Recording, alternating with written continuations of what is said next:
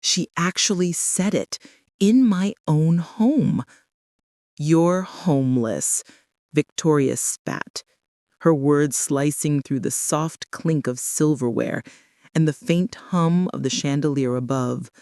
I froze, my knuckles whitening around my wine glass, the crimson liquid trembling, spilling over the rim. 1,000 memories of dinners, holidays, family laughter, and celebrations flashed before my eyes, all colliding in a single, unbearable moment. The room held its breath. My son Daniel's jaw tensed, the fork in his hand trembling slightly. My husband sat rigid, silent, fingers pressing against the polished table edge. My grandchildren's eyes darted between us, innocent, confused, unsure of what to do. Even the warm glow of the candles seemed to falter, as though the room itself recoiled from the venom spilling from Victoria's lips. I am Margaret, 60 years old, a woman who spent decades building a life of stability, comfort, and dignity, not just for myself, but for my family. This house, with its polished floors, crystal chandeliers, and the delicate scent of jasmine in the air, was the physical embodiment of my care and sacrifice. And yet in one swift motion, Victoria tried to reduce it all to ashes.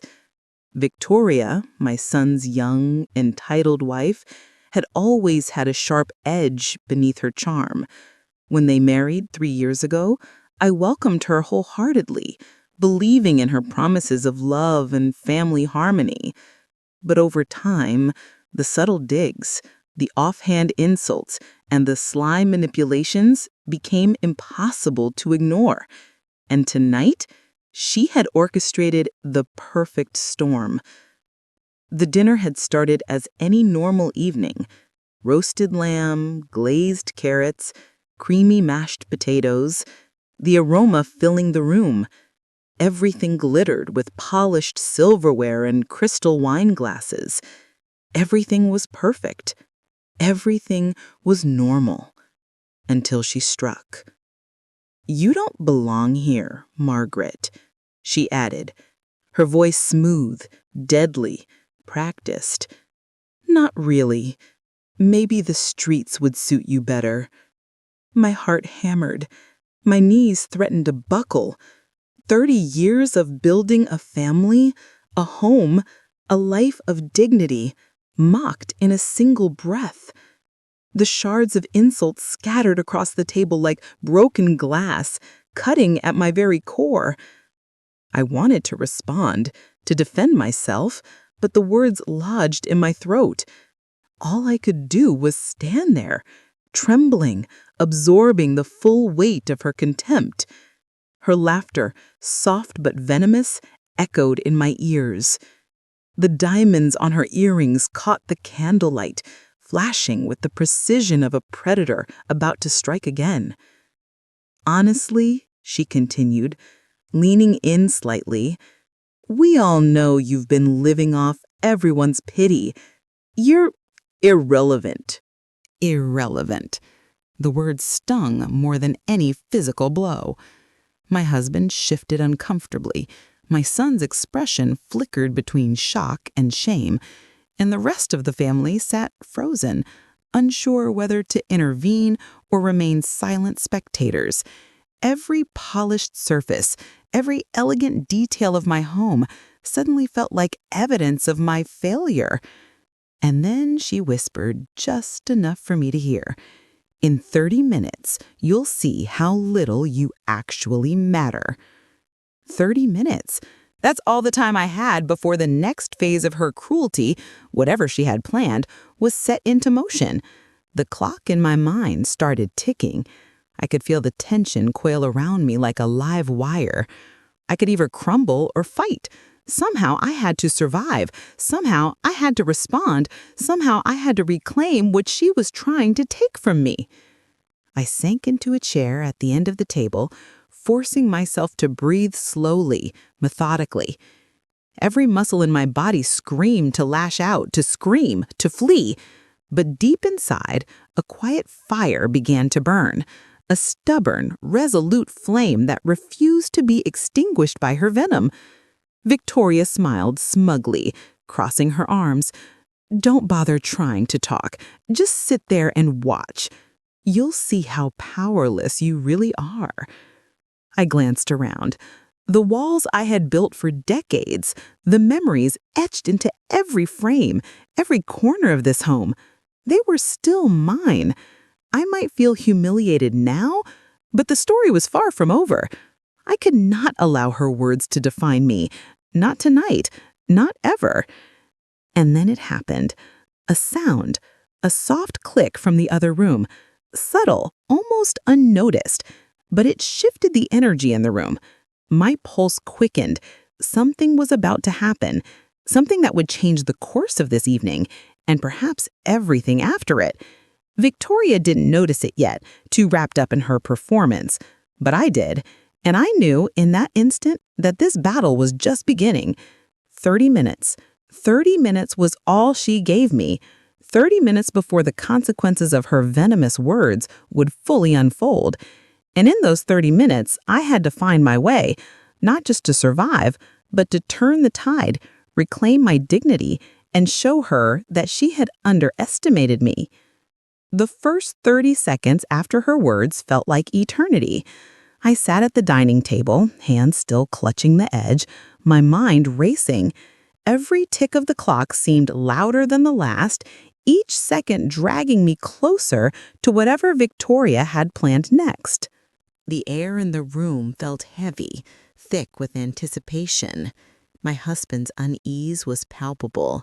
His usually steady hands fiddled nervously with his napkin. Daniel's eyes darted between me and his wife, caught in the impossible balance between love and loyalty. The children, unaware of adult schemes, stared silently, sensing the tension but not its source.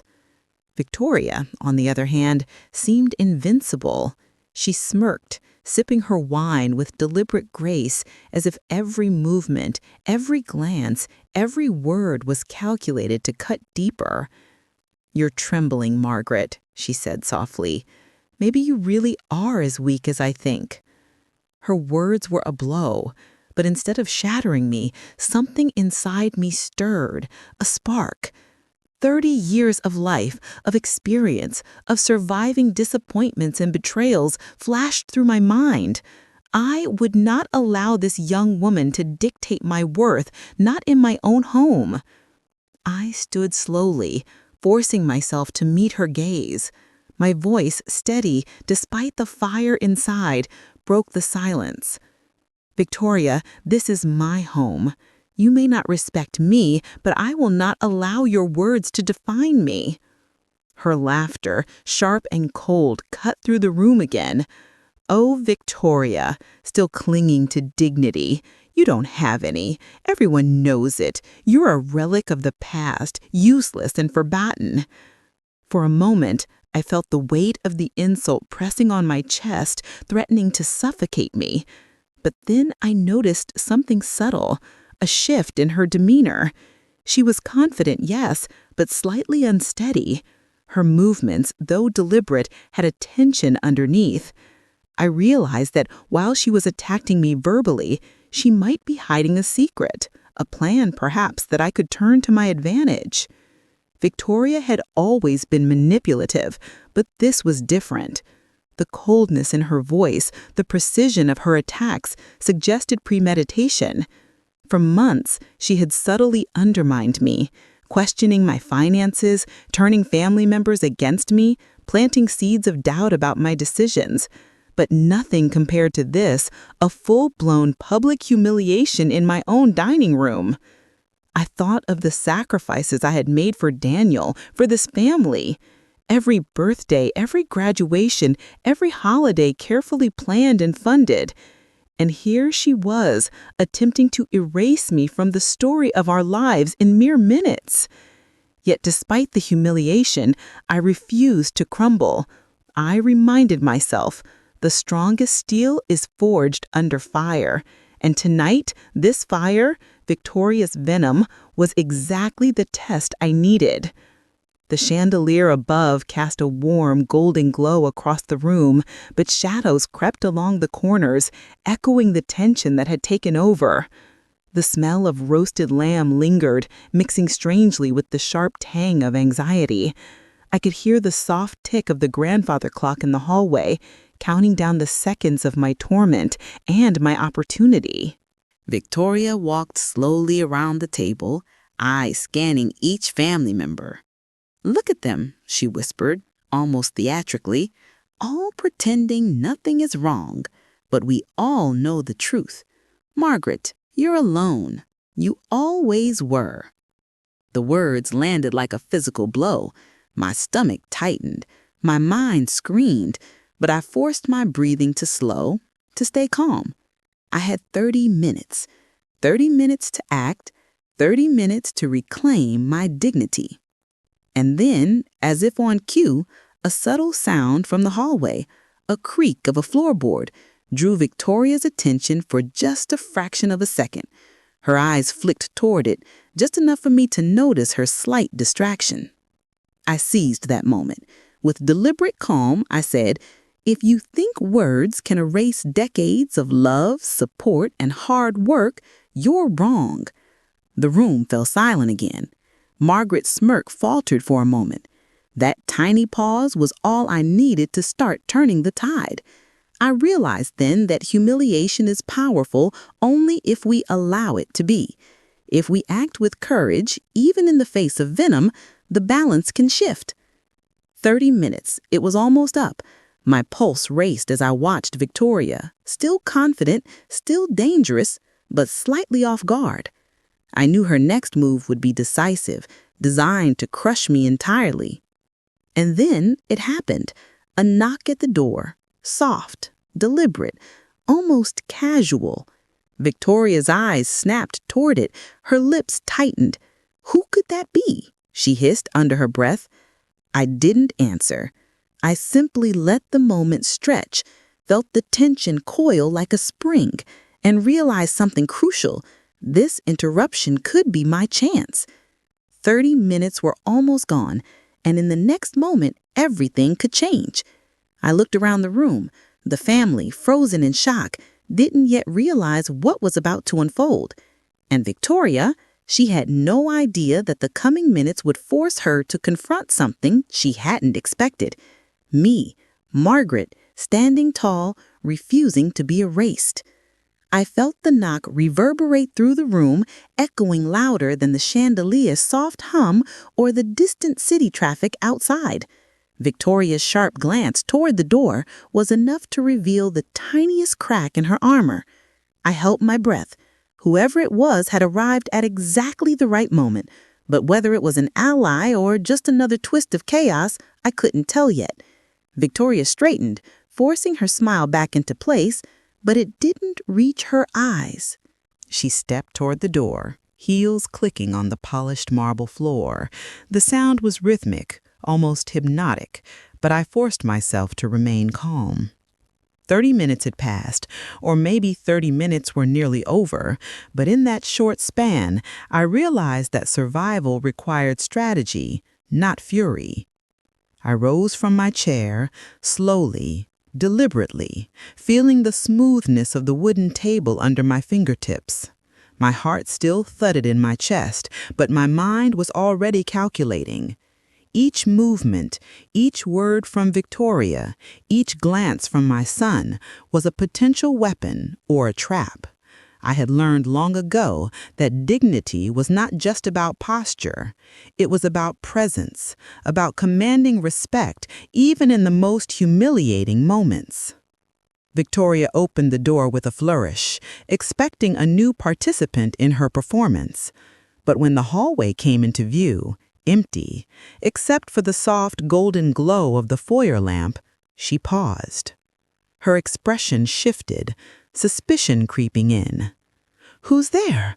she called, her voice sharper this time, the hint of authority she wielded faltering under tension. No one answered. I saw the hesitation ripple through her body.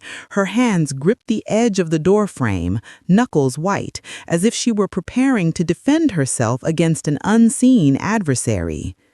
That hesitation, fleeting but undeniable, was all I needed to seize control of the moment.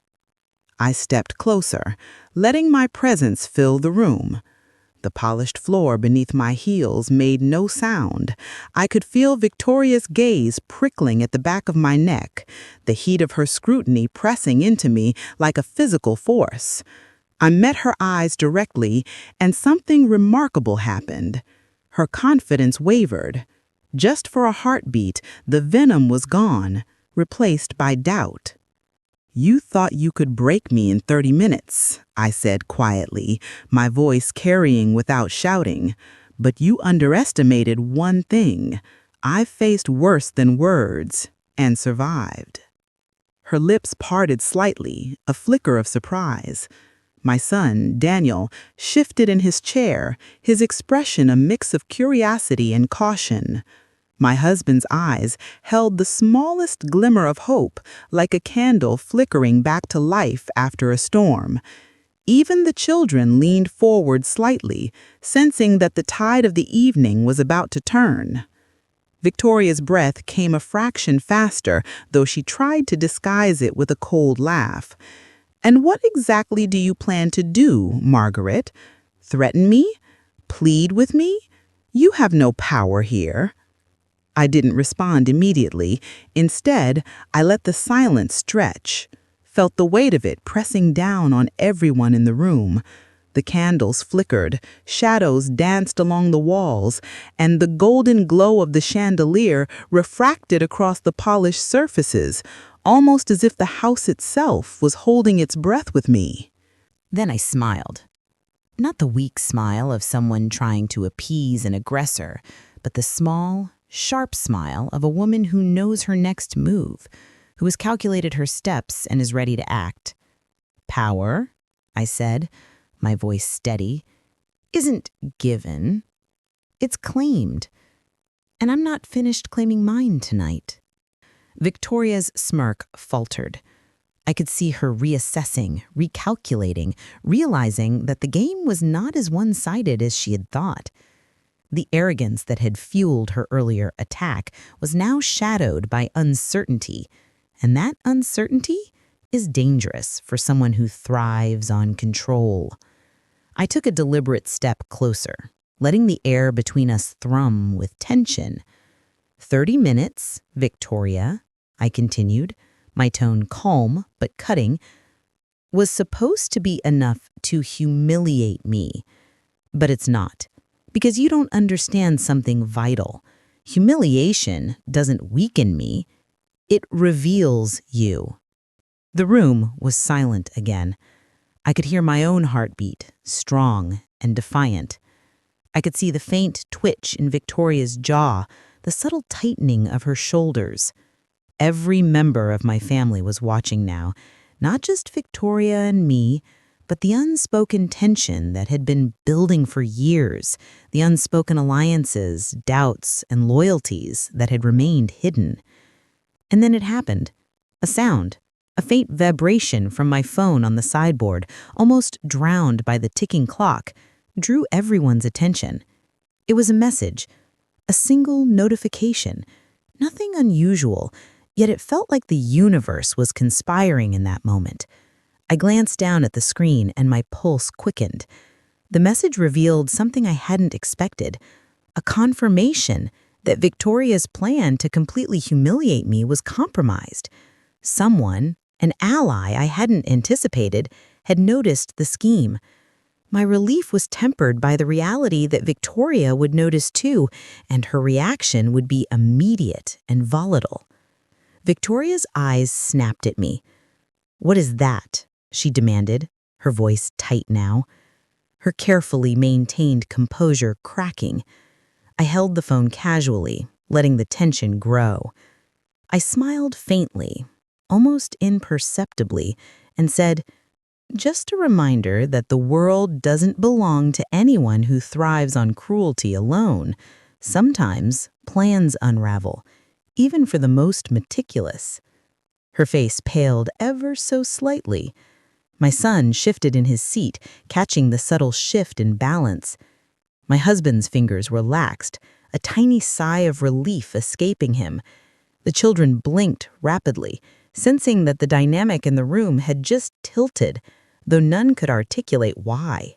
Victoria, still regaining control, opened her mouth, but no words came. Her mind raced, trying to recalculate, trying to find a way back to dominance. And in that split second of hesitation, I realized something profound. I had survived the first wave of humiliation. The storm had not broken me. Instead, it had revealed cracks in her armor that I could exploit. I placed the phone back on the sideboard, deliberately, letting it make a soft click that echoed through the room. "Victoria," I said softly, almost conversationally, "sometimes timing is everything. And tonight, timing is on my side." Her eyes narrowed, fury returning, but it was a different kind of fury now, not pure control, but fear mixed with anger. The balance of power had shifted, and she knew it. And yet I sensed her next move coming, a calculated strike that could undo everything I had regained in mere seconds. The tension coiled tighter than ever. My pulse raced. Every nerve in my body was alert. I had survived the first 30 minutes of her assault, but the next phase was approaching, and I had no idea what it would bring.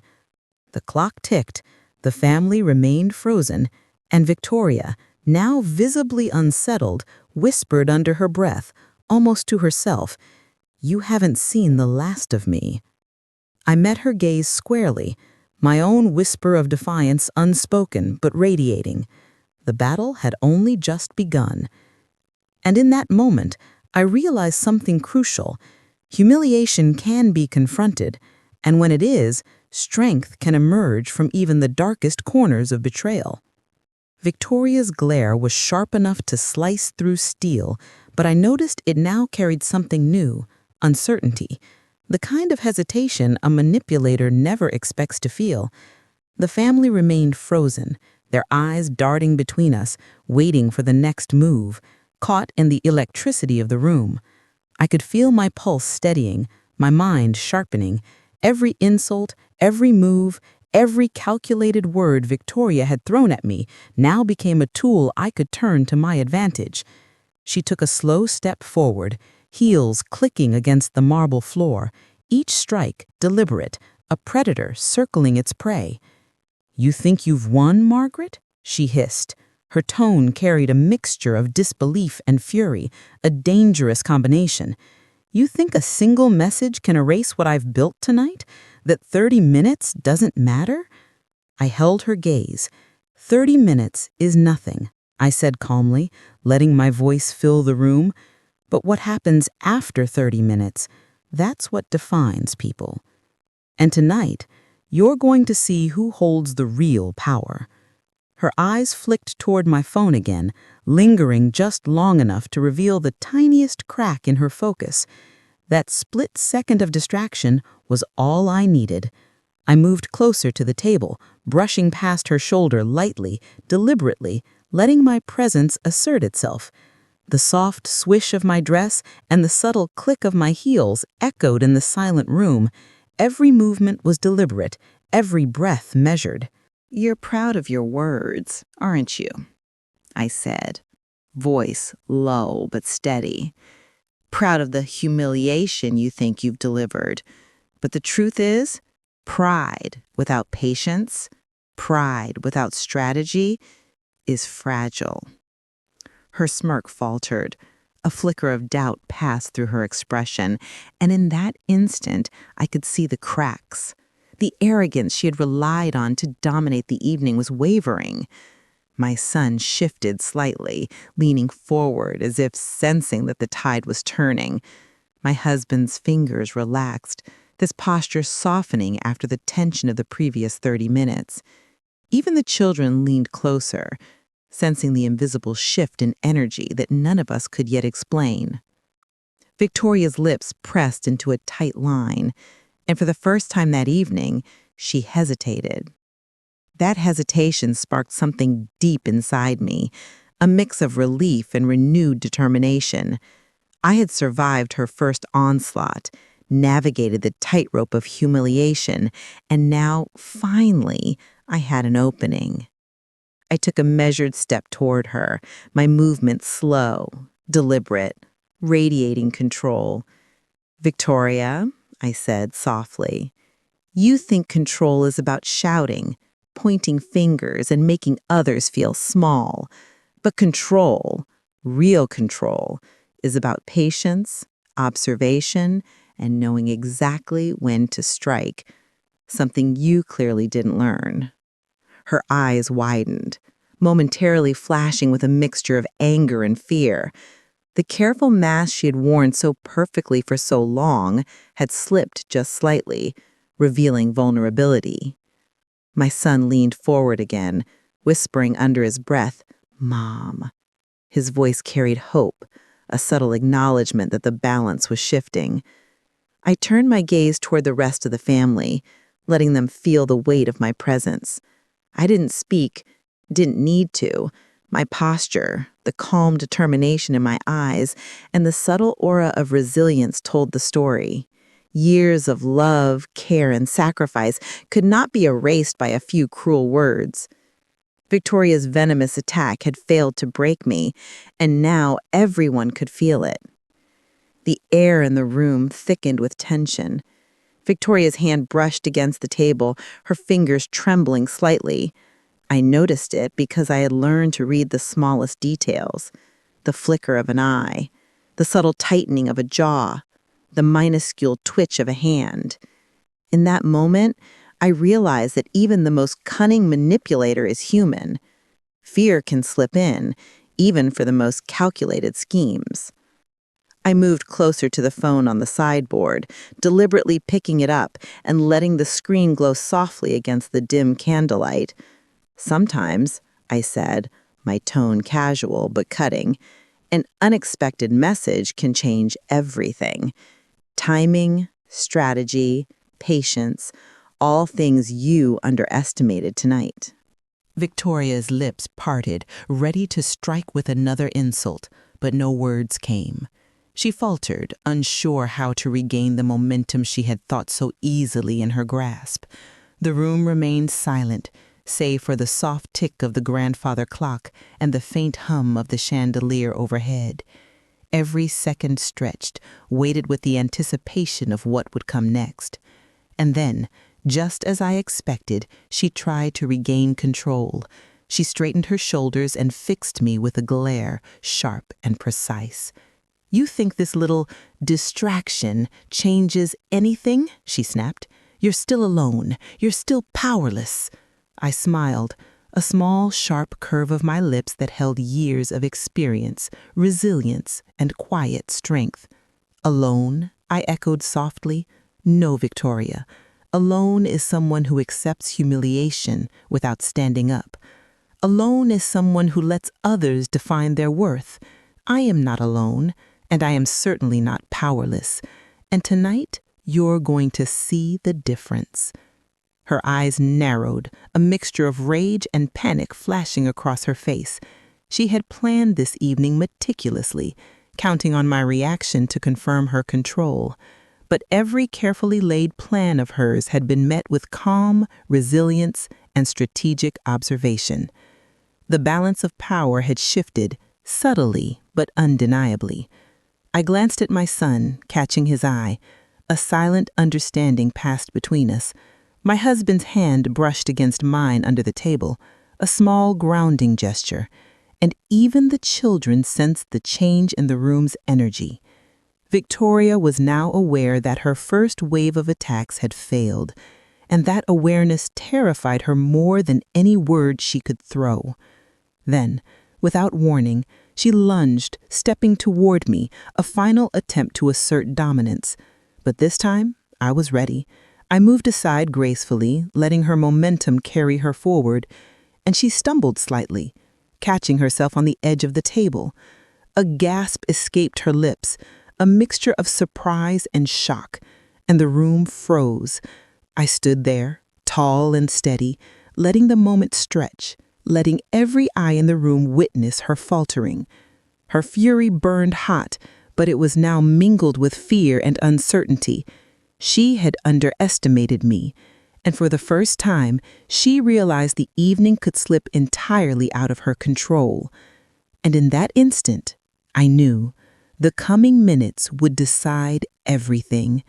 Victoria's next move would either reclaim the dominance she had lost or expose her completely. Every breath, every second, every glance counted.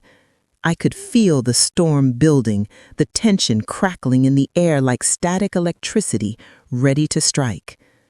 Her voice trembled slightly as she whispered, almost under her breath, "You haven't seen the last of me." I met her gaze without flinching, letting the defiance in my eyes speak louder than words ever could. The battle was far from over, but the first victory had been claimed, and in the shadows of that dining room, illuminated by the soft chandelier glow, I understood one undeniable truth. Humiliation can be confronted, and when it is, strength becomes unstoppable. Victoria's eyes burned with fury, but there was now a flicker of hesitation, almost fear. The room had shifted beneath us, the invisible balance of power tilting ever so slightly toward me. Every detail, the flicker of candlelight, the polished reflections on the table, the soft ticking of the grandfather clock, added weight to the tension. I could feel it like electricity crackling through the air, waiting to strike. She straightened, regaining some composure, but the confidence that had fueled her earlier attacks was now fractured. "You think this little display proves anything?" She spat, her voice sharp but uneven. "You're still nothing here. You're still powerless."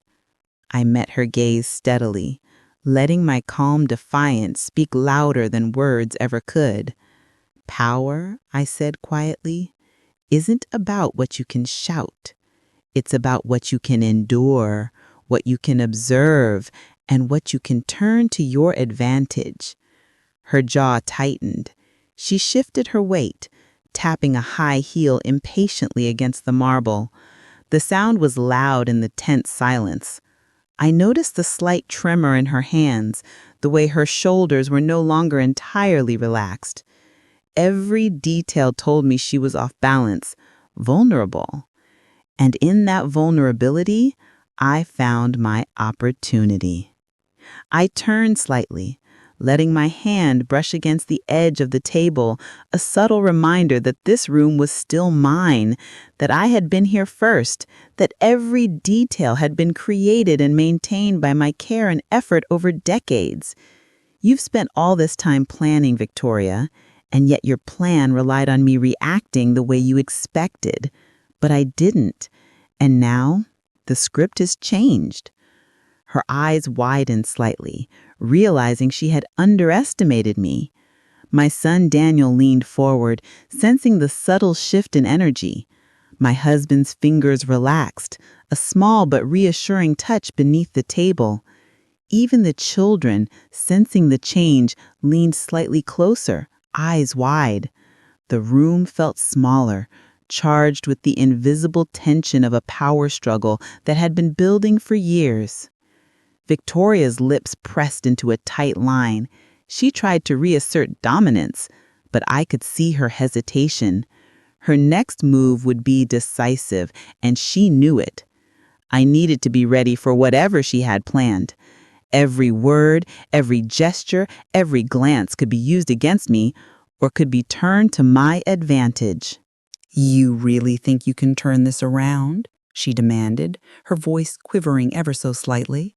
"After everything I've done tonight?" I allowed a small, controlled smile.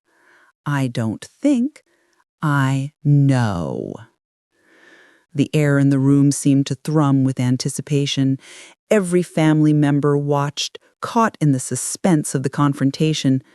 The polished floors reflected the warm glow of the chandelier, the broken tension between us, the sense that something monumental was about to happen.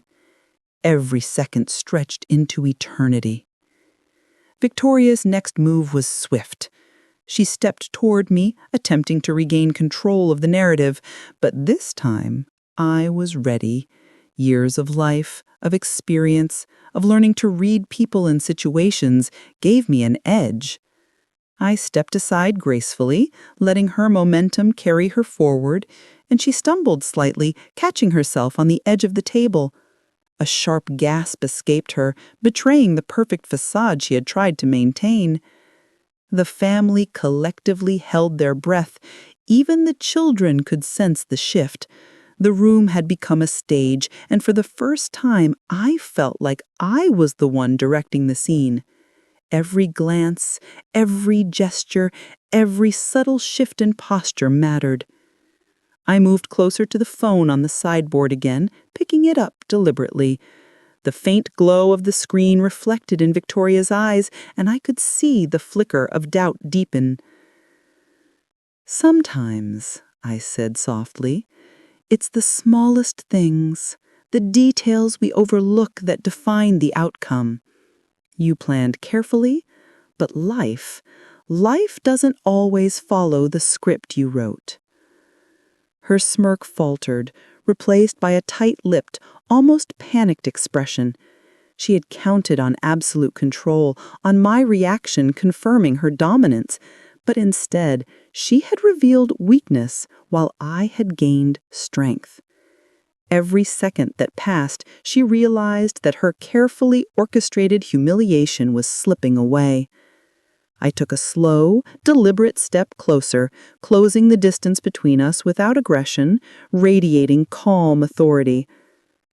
Humiliation can be temporary, but strength endures. And tonight, you're learning that the hard way.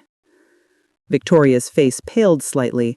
Her mind raced, trying to formulate her next move, trying to regain control, but her composure was fragile now, and the room was charged with the awareness that she was no longer the unquestioned dominant force.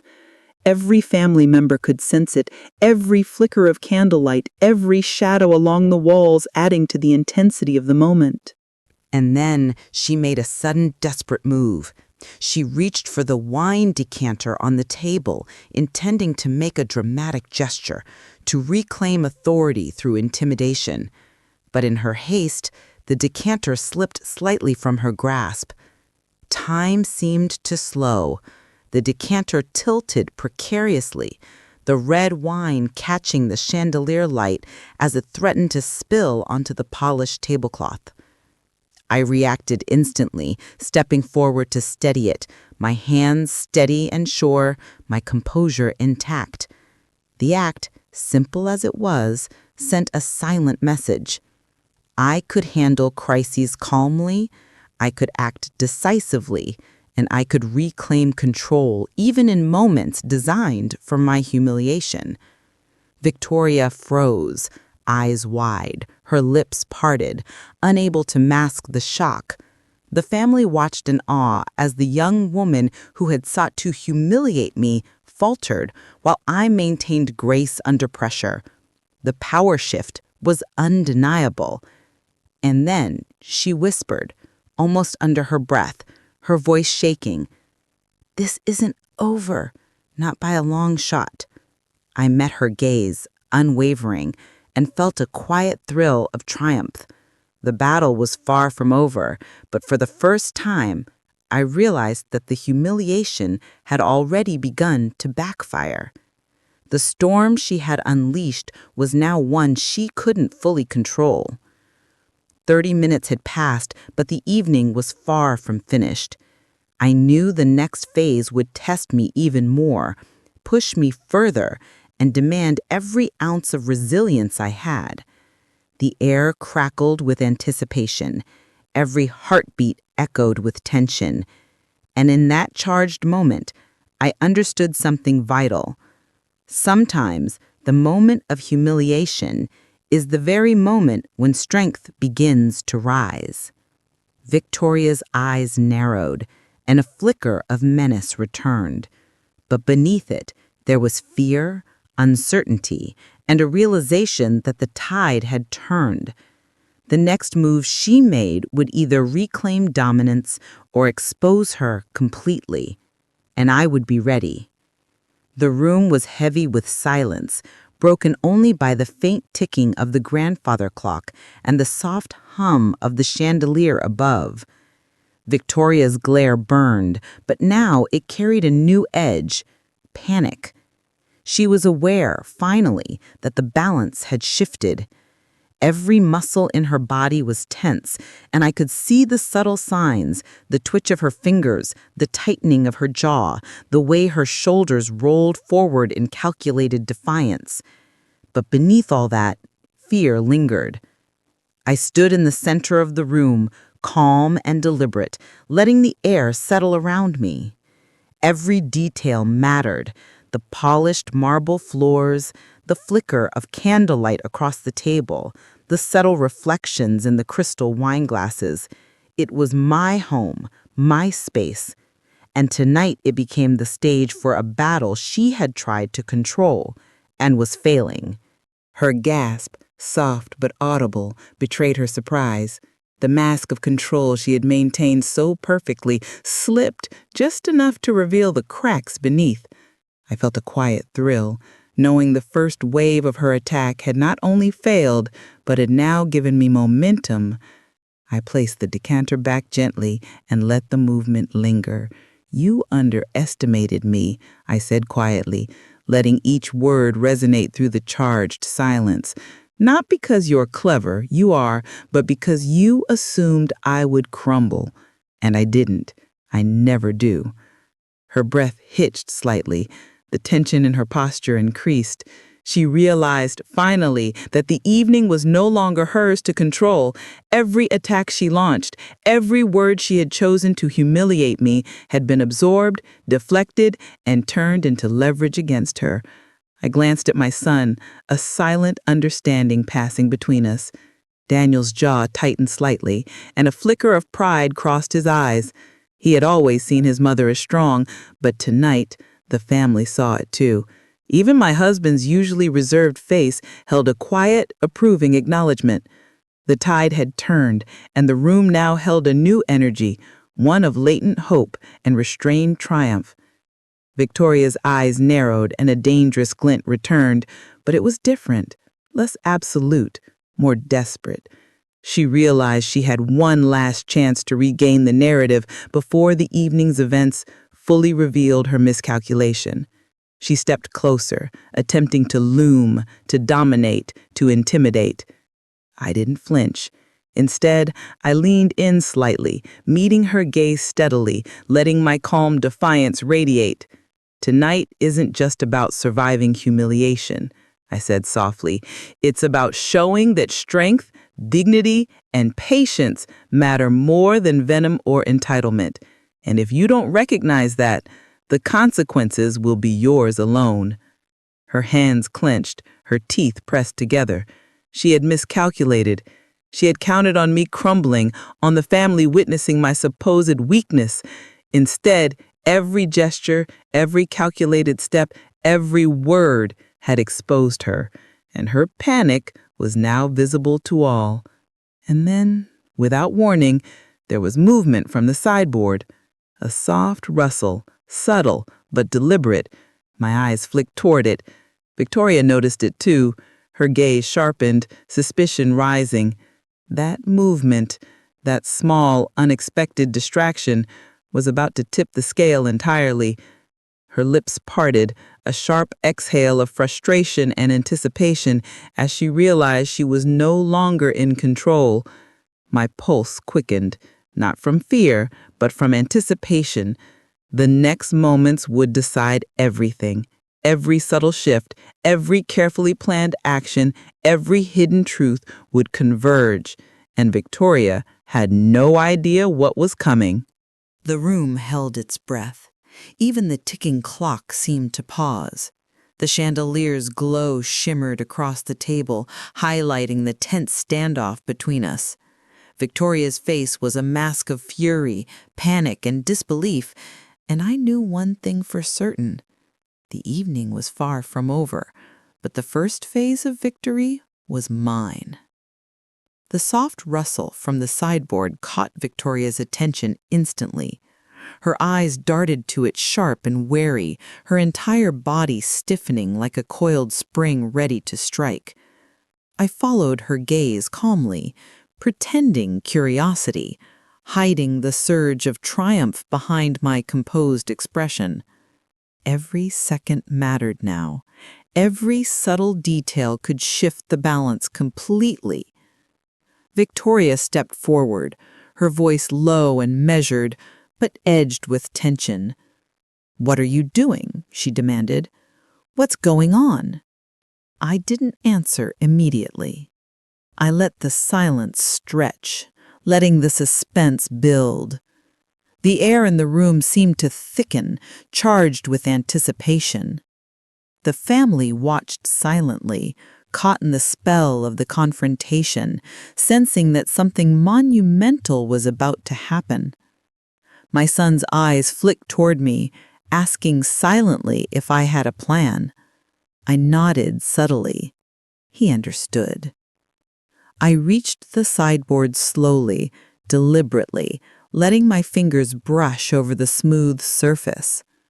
Behind the small stack of papers, partially hidden under the polished silver tray, was what I had been waiting for.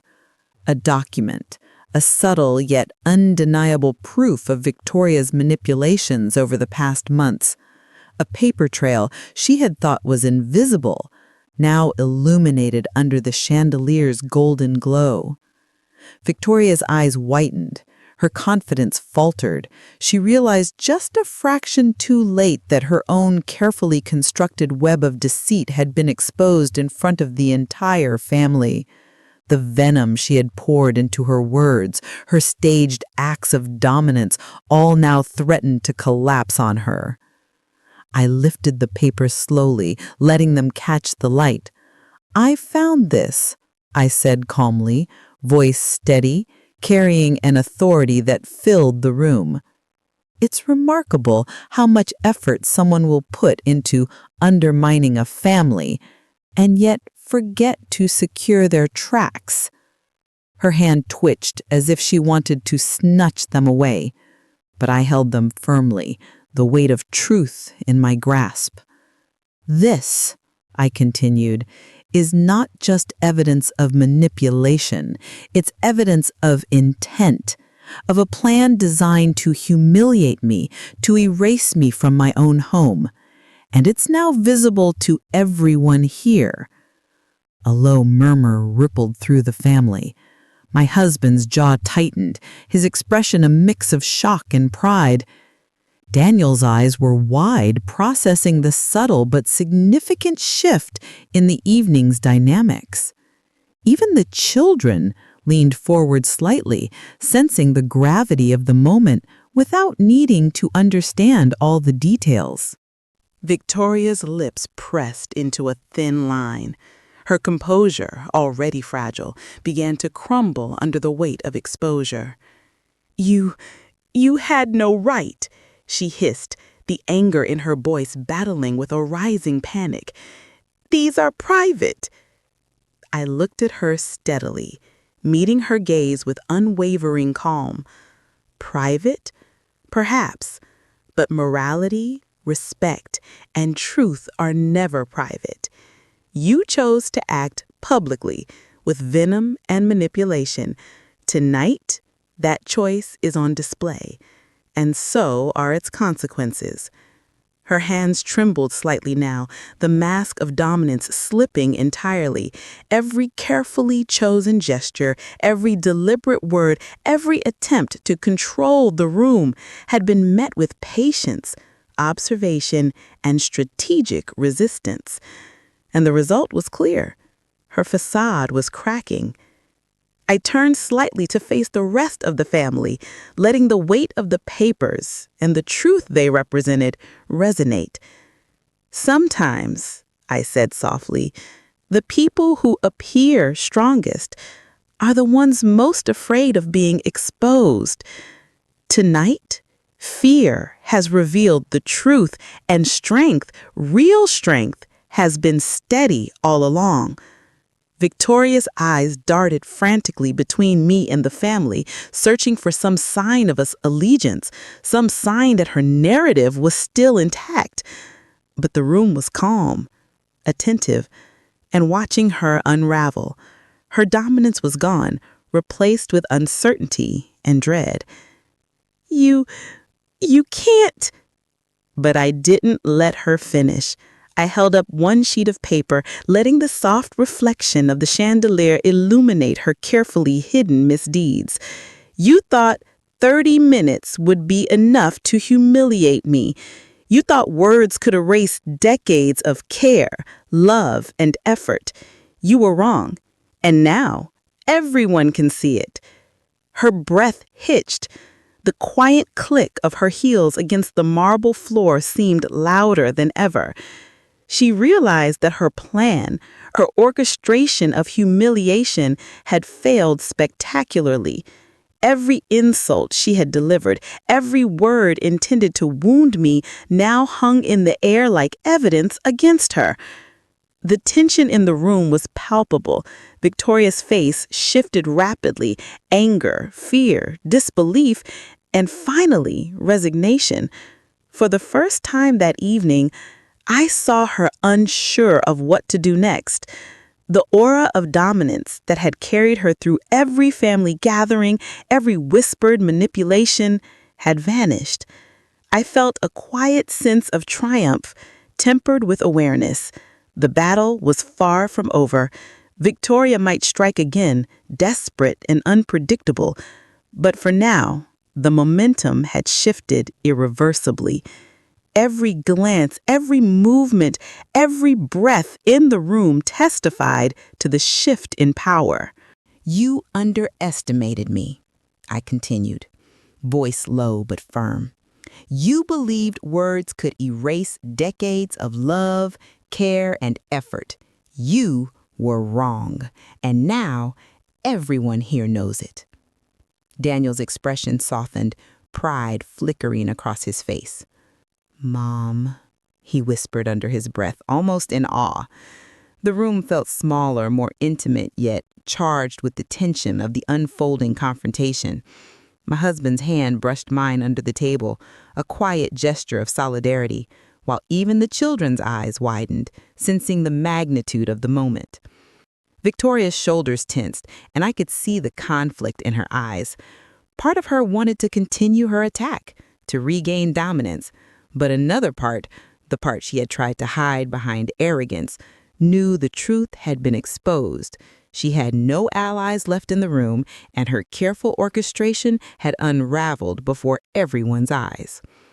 In that moment, I realized it was time to act, not with anger, not with words meant to wound, but with precision. I set the papers down on the table, arranging them carefully so that the family could see every detail. Each document, each note, each small piece of evidence told the story she had tried to hide. A hush fell over the room. Even Victoria's breathing seemed louder now, betraying her growing panic. I let my eyes sweep across the family, letting them absorb the truth, letting them witness the careful construction of my dignity in the face of venom. The silence spoke volumes. Then I spoke again, softly but clearly. "Victoria, you tried to erase me. You tried to humiliate me publicly, but what you failed to account for is resilience. What you failed to account for is the truth, and what you failed to account for is that strength cannot be stolen. It must be earned." Her lips pressed into a thin line, her pride battling with the undeniable truth that I had outmaneuvered her. The room was silent, save for the soft tick of the clock, the faint hum of the chandelier, and the quickened breaths of the family, sensing the climax of the confrontation. She took a tentative step back, eyes darting between me and the family, searching for a way to salvage control. But there was none. The tide had turned, irrevocably. Every carefully laid plan, every cruel word, every manipulation had failed spectacularly. I allowed a small, controlled smile to touch my lips. Tonight is not about revenge. It's about clarity, about truth, about reclaiming dignity. And in reclaiming my dignity, I have shown that cruelty, no matter how well orchestrated, cannot prevail. Her face paled. She opened her mouth to respond, but the words failed her. She realized finally that the performance she had orchestrated was over. The family's gaze, steady and unwavering, reinforced the reality. She had lost. I turned slightly to Daniel and my husband, letting the quiet strength in my posture speak to them without words. The family understood. They had witnessed the shift, the triumph of patience and strategy over arrogance and malice. Victoria's fury flared one last time, but it was a hollow, desperate gesture. She knew the battle was lost. She knew the evening had revealed her, not me. And in that knowledge she faltered, leaving the room charged with the residue of tension and triumph. I allowed a soft sigh to escape me, the weight of the evening lifting slightly. I had survived. I had reclaimed my dignity. I had turned humiliation into empowerment. And in doing so, I had shown the family and Victoria herself that true strength is quiet, patient, and undeniable. The soft golden glow of the chandelier reflected across the polished surfaces, illuminating the room and the quiet victory that had unfolded. The family began to exhale collectively, the tension dissolving as reality settled in. Victoria's attempt to dominate, to humiliate, to erase, had failed. And then, as she finally stepped back, defeated and pale, I allowed a final, subtle gesture, a calm, dignified nod, acknowledging her defeat without cruelty, letting the truth and quiet strength speak louder than words ever could. The storm had passed, the night had been long, but the lesson was clear. No one, no words, no manipulation could erase decades of love, patience, and dignity. Victoria's lips trembled, her eyes avoiding mine, and she finally whispered, almost inaudibly, "This isn't over." I smiled faintly, feeling a quiet, unshakable certainty. "It is, Victoria. Tonight, it's over." The family's eyes met mine, pride and admiration shining through. My husband's hand brushed mine again, and Daniel's gaze held silent acknowledgement. The children, wide-eyed, sensed the triumph even if they didn't understand every detail. The chandelier's light shimmered across the room, the polished marble reflecting the calm after the storm. I took a deep breath, letting the weight of victory, dignity, and resilience settle over me. The night had tested me. It had tried to break me, but it had revealed the opposite, that even in the darkest, most humiliating moments, strength could rise, quietly, unshakable, undeniable. Victoria's figure receded into the shadows, defeated but still simmering with silent rage. The family, however, had seen the truth, and I had shown, finally, that no one, not even the most manipulative, entitled daughter-in-law, could erase a life built on love, patience, and unwavering strength. The clock ticked on. The air was lighter, the tension easing, but the memory of her venom and the triumph of my response lingered like the golden glow of the chandelier, warm, illuminating, and impossible to ignore. Tonight, dignity had won. Tonight, strength had endured. And in that quiet victory, I understood something essential. Humiliation is temporary, but resilience lasts forever.